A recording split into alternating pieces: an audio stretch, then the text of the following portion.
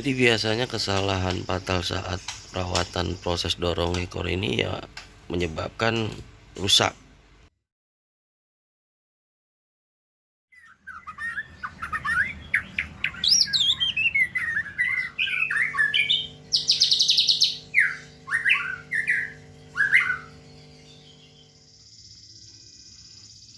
Assalamualaikum warahmatullahi wabarakatuh. Salam amat tobat topso senusantara.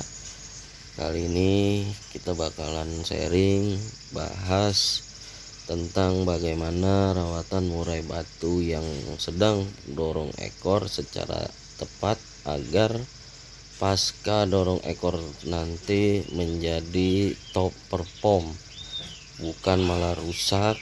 Karena murai batu biasanya ada yang sebelum mabung dan dorong ekor itu enak, tapi ketika setelah mabung dan dorong ekor malah tidak stabil atau malah berantakan mainnya. Jadi ada beberapa yang akan saya bahas poin dalam pembahasan murai batu dorong ekor ini, karena sebelumnya sebetulnya saya pernah ngebahas itu agar murai batu tidak rusak, bagaimana cara rawatannya saat proses dorong ekor. Tapi bisa sobat topso cari, atau jika sobat topso malas cari ya bisa simak video ini dengan perlahan dan sampai habis agar tidak salah paham nantinya. Sebetulnya apa sih keadaan dalam kondisi murai batu itu? Dorong ekor itu adalah sebuah istilah untuk para pemain murai batu. Nah, posisi dorong ekor ini adalah fase di mana murai batu molting ganti bulu, dan ini adalah fase terakhirnya. Biasanya setelah merontokkan bulu, murai batu akan menumbuhkan bulu-bulu kepala, badan, dan yang terakhir adalah ekor. Nah, disinilah proses yang sangat penting yang harus betul-betul jangan sampai kita salah. Kalau salah dalam tahapan rawatan saat murai batu dorong ekor, 80% murai batu akan berubah dari sebelum mabung atau dorong ekor. Berubah seperti apa? Bukan makin enak, tapi makin kurang enak nanti mainnya di lapangan. Jadi apa aja yang harus kita lakukan agar tidak salah rawat saat murai batu posisi dorong ekor? Semoga ilmu atau sharing yang saya sampaikan ini bermanfaat. Jika sesuai silahkan ditiru, jika tidak ya silahkan di skip saja, karena ini adalah versi saya. Untuk yang pertama adalah kita membersihkan sangkarnya, karena biasanya burung murai batu yang sedang mabung itu full 1 minggu atau 2 minggu sangkarnya tidak saya bersihkan. Jadi setelah ekor terakhir jatuh baru mulai saya bersihkan sangkar dan plangkirannya. Cuma ingat jangan dijemur dan dimandikan. Yang kedua, memasteri murai batu saat kondisi dorong ekor adalah waktu yang paling tepat. Sobat topso, maksimalkan memasteri murai batu saat dorong ekor, tapi jangan terlalu banyak seperti background video yang pertama saya tuh, atau video saya yang lain tentang memasteri murai batu. Saat seperti inilah burung bisa menerima secara maksimal masteran yang dia dengarkan. Dan ingat, biarkan burung tenang. Kalau misalnya burung masterannya terlalu besar, diperjauh. Kalau kecil bisa disampingkan, atau bisa juga menggunakan alat MP3. Intinya burung dalam kondisi belum tumbuh ekornya, baru rontok seperti video yang pertama tadi, biarkan tenang dan masteri. Biasanya 2 minggu atau 2 minggu lebihan lah, itu mulai muncul ekornya seperti video yang di sini. Tiga adalah proses mandi. Nah, jika ekor murai batu sudah seperti ini yang ada di video, baru murai batu bisa dimandikan. Kalau belum sepanjang ini, minimal kalau bisa jangan dimandikan dahulu, dan itu pun setelah dimandikan jangan dijemur, cukup diangin-angin dan diberikan jangkrik. Setelah kering dikerodong lagi. Yang keempat itu adalah pemberian ekstra puding. Jadi sobat Untuk pemberian ekstra puding kalau bisa saya itu biasanya di up. Biasa kalau harian itu sebelum mabung 5 jangkrik pagi, 5 sore, dan posisi dia saat mabung itu ya dorong ekor itu saya biasa berikan jangkriknya. Jadi pagi bisa 10, sore 10, dan pemberian kroto pun diukur dulu karakter si murainya. Kalau sebelum mabung itu murai batu yang over emosi dan over birahi, ya pemberian kroto cukup sekali.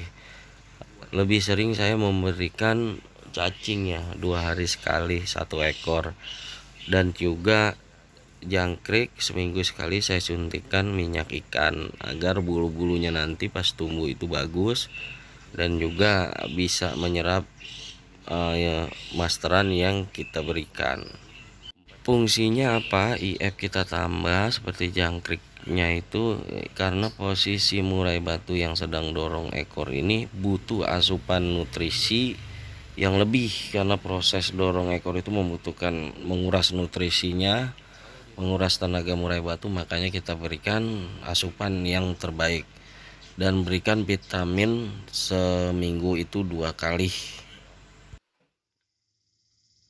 Kelima itu adalah penjemuran. Lalu kita mulai kenalkan settingan harian. Sebelum dia kita perkenalkan kembali ke settingan lapangan.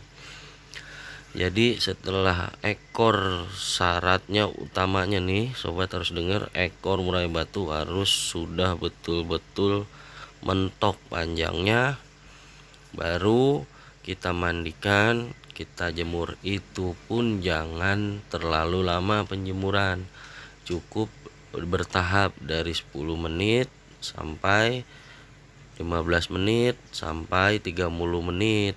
Jadi diatur waktunya. Minggu pertama itu maksimal di 15 menit, minggu kedua maksimal di 30 menit. Jadi harus diatur tahapan waktu penjemuran. Nah, untuk settingan hariannya untuk murai batu, karena tadi di awal saya bilang jangkriknya saya taikkan jadi 10, mulai diturunkan jangkriknya. Jadi yang pas dorong ekor itu dikasih pagi 10, sore 10, mulai saya turunkan jadi pagi 8, sore 8 di minggu pertama. Minggu berikutnya saya turunkan lagi, jadi seperti kebiasaan dulu si burung sebelum mabung, sampai nominal atau jumlah jangkrik tersebut sudah sama dengan si murai batu yang sebelum mabung. Misalnya sebelum mabung itu 5, ya sampai di angka 5. Dan dalam proses penjemuran ini dilakukan sambil murai batu diperkenalkan atau dilatih lagi di umbaran. Tujuannya apa? Agar murai batu stabil. Maksudnya stabil apa Om? Jadi setelah murai batu mabung rontok bulu, terus dia dorong ekor full di dalam kerodong, itu kan birahi dan emosinya kan nggak stabil. Jadi ini biasanya kesalahannya ini paling fatal di sini. Jadi untuk 1 bulan pertama, ingat 1 bulan pertama jangan dikerodong murai batu tersebut. Kerodong murai batu hanya di malam hari. Jadi siang harinya diusahakan diablak agar birahi si murai batu kembali stabil, dan untuk birahi kicaunya mulai normal kembali. Dan usahakan juga di hariannya itu bisa di pagi sampai sore itu di dalam umbaran, dan umbarannya nggak langsung terkena matahari. Jadi fisiknya mulai kembali berlatih dan birahinya mulai kembali stabil. Jika birahi si murai batu sudah stabil, sudah mulai ngeriwi kasar, udah mulai banyak bunyi, udah mulai gacor, baru sobat top show bisa kerodong si murai batu tersebut di siang harinya, agar emosi si murai batu tersebut setelah birahinya sudah stabil dan dapat, baru faktornya kita dapetin dengan cara dikerodong di siang harinya. sampai ya seperti harian biasa sebelum dia mabung. Ini biasanya membutuhkan waktu 2 bulan, ingat 2 bulan setelah ekornya sudah mentok. Itu setelah tadi yang pertama, agar birahinya sudah stabil 2 minggu pertama, dan 2 minggu kedua itu birahinya sudah kembali pulih untuk birahi kicaunya, udah mulai gacor, udah mulai bunyi, baru kita cari emosinya. Kita kembalikan lagi emosi si murai batu tersebut dengan cara menambah durasi jemur dan juga pengkerodongan. Nah, setelah itu 1 bulan, mulailah sobat talkshow untuk mencari settingan. Tinggal dicari apakah burung masih birahi, ya jika masih birahi bisa dikurangi IF-nya atau ditambahkan mandinya, atau burung masih kurang emosinya ya bisa ditambah jemurnya. Jadi nggak usah terlalu mainkan dengan hal yang macam-macam dulu untuk setelah proses mabung ini.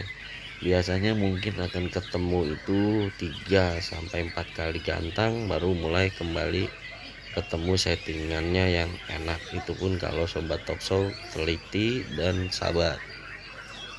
Saya rasa sekian. Jika ada pertanyaan seperti biasa tuliskan di komentar. Jika bermanfaat silahkan di share, dan sekali lagi saya ingatkan mohon di subscribe dan hidupin loncengnya. Terima kasih. Assalamualaikum warahmatullahi wabarakatuh.